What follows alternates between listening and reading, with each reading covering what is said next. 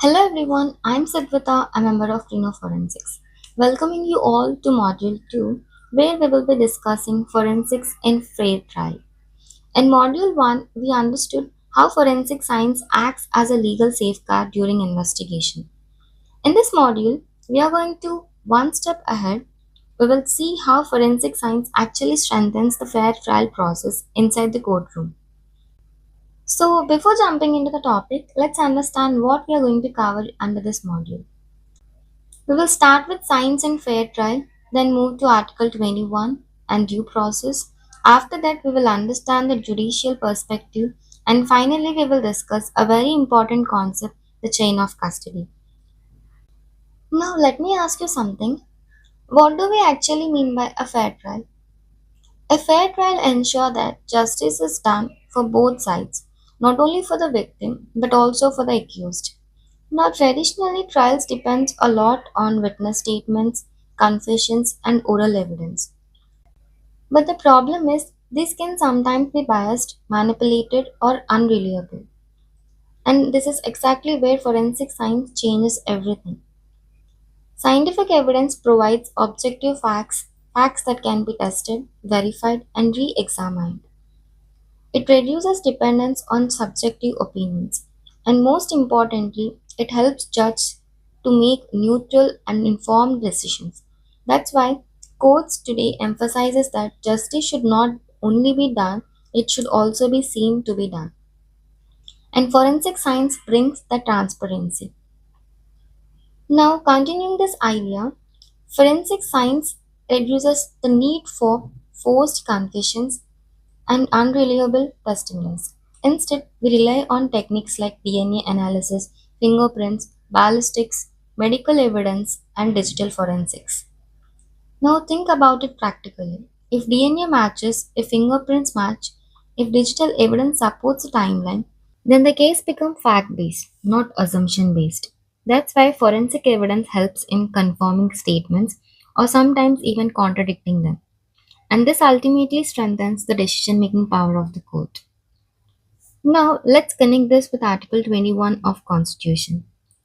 Article 21 guarantees the right to life and personal liberty. But over time, courts have interpreted this very broadly. It now includes the right to fair investigation and the right to fair trial. So, what does due process actually mean here?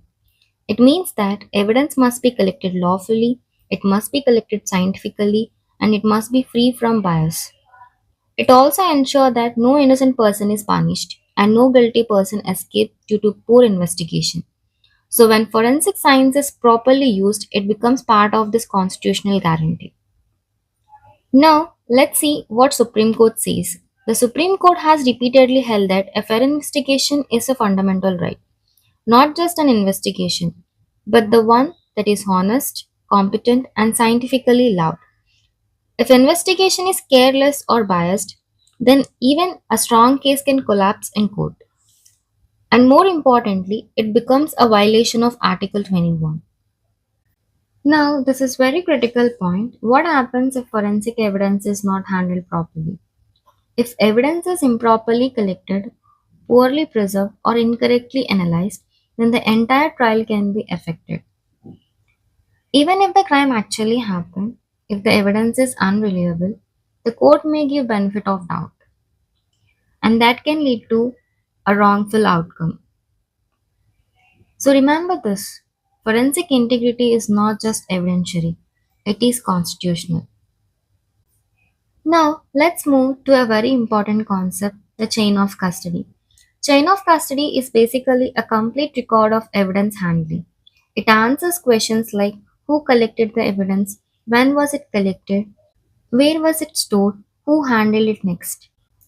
Think of it like a tracking system, from the crime scene to the lab to the courtroom. Every step must be recorded. Why it is important? Because it proves that the evidence has not been tampered with, has not been contaminated, and still authentic. Now, let's talk about contamination, which is a major problem. Contamination happens when evidence is altered, mixed, or degraded. This can happen due to improper handling, lack of gloves or protection, or poor storage conditions. And the impact is serious. Contaminated evidence can lead to wrong interpretation, confusion in analysis, and ultimately doubt in the court. And once doubt is created in criminal law, the benefit always goes to the accused. So, to conclude, forensic science plays a crucial role not just in investigation but also in ensuring a fair and transparent trial. It strengthens evidence, judicial confidence, and public trust in the system. With this, we come to the end of Module 2. Thank you for listening. In case if you have any doubts or want us to explain any forensic topics, please comment below. So we will cover them in future forensic videos. And the presentation document will be shared on our social media channels. You can access it from there. Stay tuned to learn with Krino Forensics to explore the world of forensic science. Thank you.